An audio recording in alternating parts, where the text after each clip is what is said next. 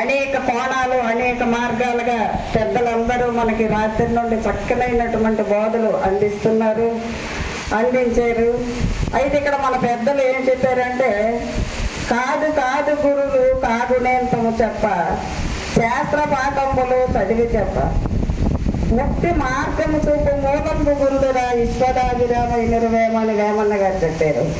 నాయన శాస్త్ర పాఠాలు, పురాణాలు, ఇతిహాసాలు చెప్పినటువంటి వారికి హాజరైన గురువు అంటే ముక్తి మార్గం చూపించినటువంటి వారే ముఖ్యమైనటువంటి గురువు గారు.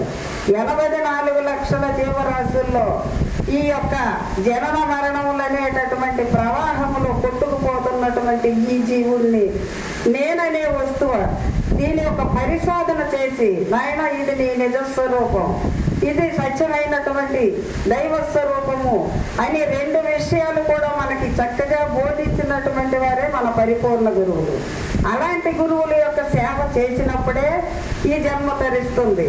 ఎందుకంటే ఇప్పుడు మనోళ్ళు చక్కగా చెప్పారు, స్థాన సేవ, అంగసేవ, ఆత్మసేవ, స్నాన భోజనం శయనం అర్పితం అంగసేవయ, మందిరాశ్రమ నిర్మాణం స్నాన సేవ ప్రకీర్తిత, బంధుమిత్ర పరబ్రహ్మం భావయేత్తు భావసేవయ, శరీరమన ద్రవ్యాన్ని సర్వము గురు సమర్పితం, గురువురిచ్చ సమర్పించే ఆత్మ శుశ్రూషణం కదా.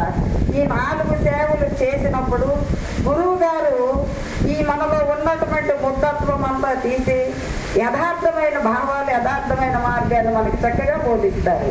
ఎలాగంటే కృష్ణ ప్రభువులు వారు చెప్పారు, నాయన నేను ఒక మొద్దుని, ఏమీ తెలియనటువంటి ఈ మొద్దుని నన్ను చక్కనైనటువంటి బోధ చెప్పి నా జన్మ తరింపు చేయమని ఆ శిష్యుడు గురువు గారి కొద్దికి వచ్చి ఏమని అడుగుతున్నాడు అంటే, మొద్దులనైనను తెలుతురు బద్దుల బద్ధత్వమడవి పాజేతురు, మీ వద్దకు వచ్చిన గని పరిశుద్ధపు మోదోత్తమైన సూక్తులు ముక్తి, అందుకు తగిన యుక్తులు చెప్పి పెద్దల చేమి ప్రసిద్ధిని ఇనే వస్తే దిద్దుడినే వట్టి బుద్ధిహీనుడనన్న సూక్తులు గుప్తి, అందుకు తగిన యుక్తులు చెప్పి. నేను ఒక మొద్దుని. ఎలాంటిది మొద్దు అంటే, అడవిలో ఒక మొద్దును తీసుకొచ్చి అది మొద్దుగా ఉండేటప్పుడు దాన్ని అంటే ఎవరు చూడలేదు, దాన్ని తొక్కారు, దాని మీద కూర్చున్నారు, నానా రకాలుగా చేశారు ఆ మొద్దుని.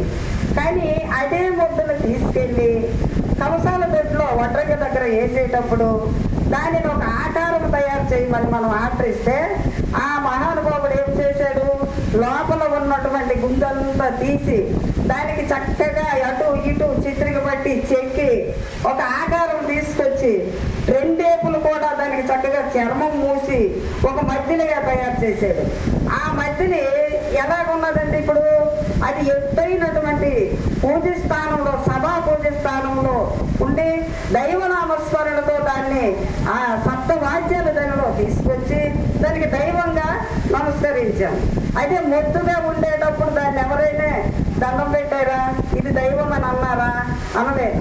అది ఎప్పుడైనా ఆకారాన్ని తీసుకొచ్చి ఆ సభాపూజితంగా పెట్టేటప్పుడు అది ఒక మధ్యగా అయ్యేటప్పుడు కదా దానికి దైవంగా మనం ఒక నమస్కారం చేసి దానిలో సప్తవాద్యాలు తీసుకొచ్చారు. అలాగే ఇది ఒక మొద్దు. నేను అనేటటువంటి నేను అనేటటువంటిది ఇది ఒక మొద్దు. ఎలాగా? అజ్ఞానము, అంధకారము, అవివేకము, రాగద్వేషాలు, ఏసనత్రయములు, వాసనత్రయములు, మలత్రయములు, బంధత్రయములు సమస్తము కూడా నిండి ఉండిది.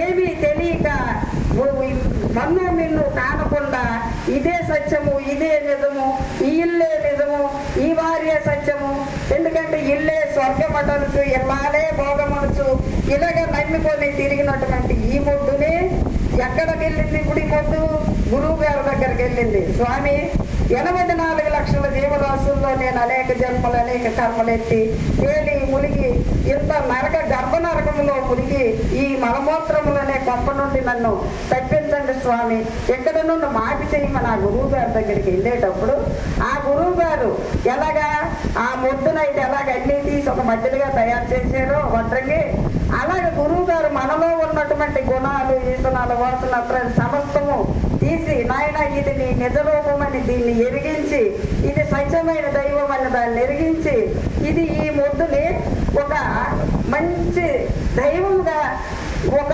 జ్ఞానిగా బోధించినటువంటి వారు గురువు గారు. అయితే ఇప్పుడు ఏది మొద్దు అంటే ఈ శరీరానికి మొద్దు అనుకున్నాం. శరీరమే కాదు మొద్దు, నేననే వస్తువు కూడా మొద్దే.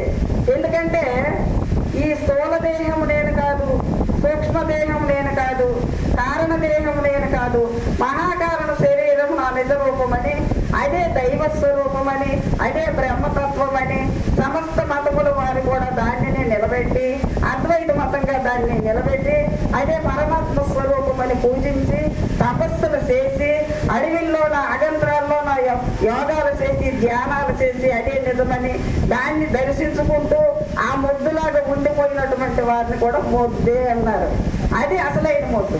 ఆ ముద్దుల సంగతి అంతా గురువు గారు మనకి చెప్పి, నాయన ఇది శాశ్వతం కాదు, ఇదేరా నీకు మూలమవుతుంది, ఇదే నీకు జన్మకు మూలమైన వస్తువు అని దాన్ని నిరూపించి ఆ తర్వాత దాన్ని నిరసన చేశారు. ఎందుకంటే డాక్టర్ గారు అంటే అలాంటి వారు మనలో ఉన్నటువంటి జబ్బుని ముందు నిరూపించాలి. ఏమి జబ్బు అనేటటువంటిది తన పరీక్షల్లోనా ఆ స్కానింగ్లోనా జబ్బు నిరూపించిన తర్వాత ఇది నీ జబ్బు అని చెప్పి అప్పుడు దానికి తగ్గ మందు వేసినప్పుడే ఆ జబ్బు నయం అవుతుంది.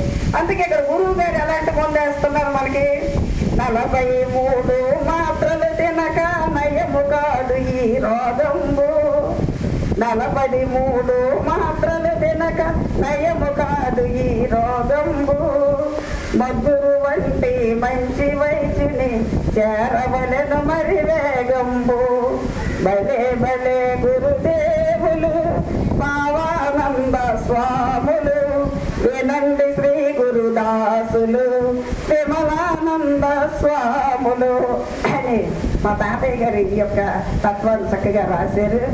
మరి నాకు ఈ అవకాశం ఇచ్చినటువంటి పెద్దలకు నా ద్వాదశ నమస్కారం చేసుకుంటూ నేను సెలవు తీసుకుంటాను. జై సద్గురు ప్రభు మహారాజుకి జై.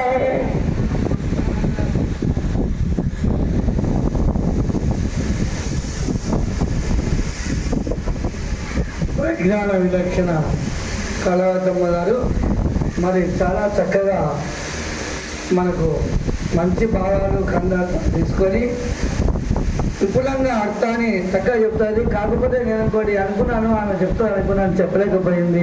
కాశీబాబు నాయన భస్మాసురుని రీతి భస్మంబులు చేశాననేటువంటి ఖండార్థం ఉంది కదా, ఆ ఖండార్థం ఈమె చెప్తే తింకలుగా కాశీబాబు నాయన చెప్పినట్లే ఉంటుంది. కళావతి చెప్తే కూడా ఏమయ్యా ఇట్లా కూర్చుంటాయి గాలి వస్తుందా, మళ్ళీ మీరు స్టేజ్ మీకు లేచిపోతే ఎట్లుంటుంది? స్టేజ్ ధర్మాన్ని మీరు మా మర్యాద కాపాడాలి. ఎంత అంటే 12 ఉండిపోయినాయి ఆయన 15. అటువంటి ఒక స్థితిలో మనకు మరి ఇప్పుడు చక్కగా చెప్తుంది కాశీబాబు.